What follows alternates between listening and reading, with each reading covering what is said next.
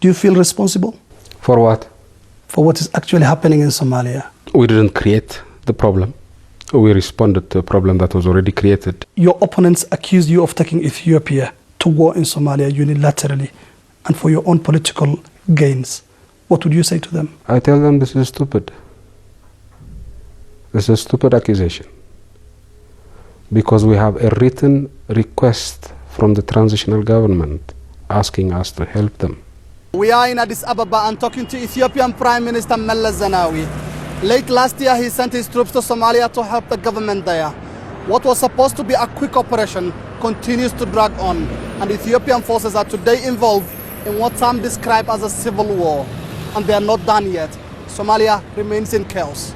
Now, moving on to Somalia, Mr. Prime Minister, the security and humanitarian situation there is deteriorating by the day. Thousands have been displaced, and hundreds, including your forces, have been killed. Do you feel responsible? For what? For what is actually happening in Somalia? We didn't create the problem. We responded to a problem that was already created by terrorists. We responded at the explicit request of internationally recognized government, and we responded after the provocation of a repeated declaration of jihad against us. Now, we naturally regret the fact that the humanitarian situation in Mogadishu, and I separate Mogadishu and Somalia, they are not the same thing. Mogadishu is the capital of Somalia, but it's not the sum total of Somalia. 9 months ago, that you would be taking out your troops in a matter of weeks. It's now a year since your troops went into Somalia. How long more will they stay there? I'm not sure, because you see, my expectation was that the African Union would send peacekeeping troops to replace our troops. The African Union has tried its very best, but doesn't have the money. And those with the money have not been as forthcoming as we thought they would be. And so, if we withdraw now, we would be creating a vacuum. And that would be horrendous in terms of security and humanitarian situation in Mogadishu.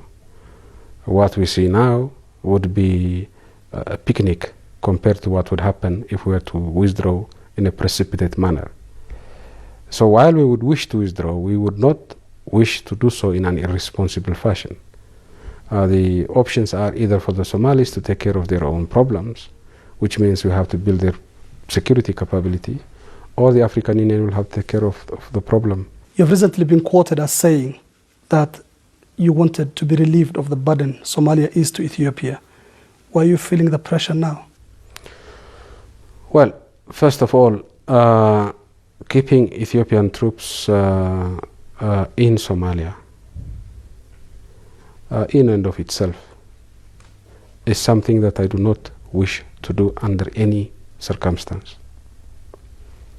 I would not want to have Ethiopian troops in any of the neighboring countries. That's not where they were supposed to be. We were forced by circumstances to send our troops. But the intention should be to withdraw at the earliest possible moment as a matter of principle. That should be the policy. And so that is one of the primary reasons. Secondly, we have covered the cost of our troop deployment in Mogadishu and Somalia from the very first day. Not a single cent of assistance has been given to us by anybody to cover the cost that we are incurring in Somalia. Now, Ethiopia is a poor country. While we have to support our cousins in Somalia, there is a limit to what we can do. So because of this, we want to withdraw our troops at the earliest moment. We want to be relieved of the burden, either by the Somalis themselves or by somebody else. Are you giving any deadlines? I have given estimates of the time that would be appropriate for us to withdraw from Somalia. I've been wrong in the past. So I wouldn't want to be wrong a second time. So I would simply limit myself to saying, if we can withdraw tomorrow early in the morning, we would never delay it until noon. Your military offensive in Somalia, which in your own words was meant to tackle extremism, seems to have just fueled that. How do you react to that? I don't think it has fueled it. The extremists were in control of practically all of Somalia with the exception of Baidoa. Now they are restricted to 2.5, 3 districts of Mogadishu. As you probably know, Mogadishu has 13 districts. 10 to 11 of these districts are peaceful. The bulk of Somali territory is peaceful. So I don't think terrorism has been fueled by our intervention. What can be said is we have not succeeded in fully stamping out terrorism in Somalia. And there is some ways to go before we can say so. Mr. Prime Minister, your forces have been accused of human rights abuses. What do you have to say in their defense? I think this whole approach about so-called human rights abuses in Somalia and Mogadishu, to me, is indicative of the flaw in the whole system of human rights reporting.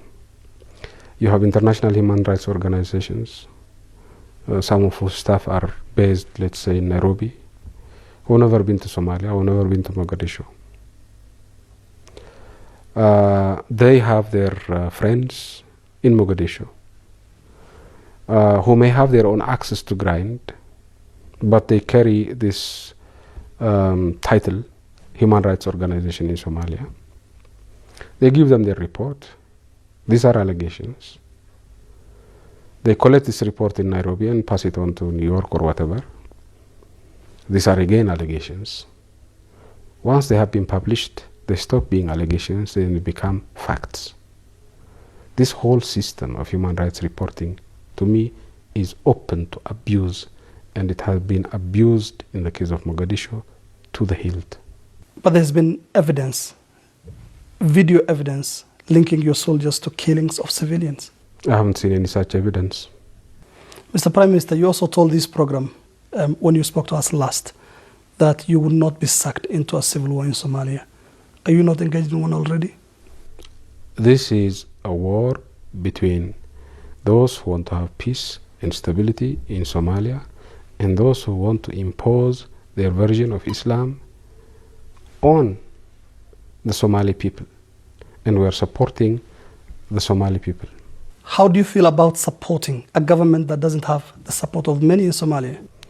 Again, who is saying who has support in Somalia? There has not been a free and fair election in Somalia for many years, even before the fall of Siad Barre regime.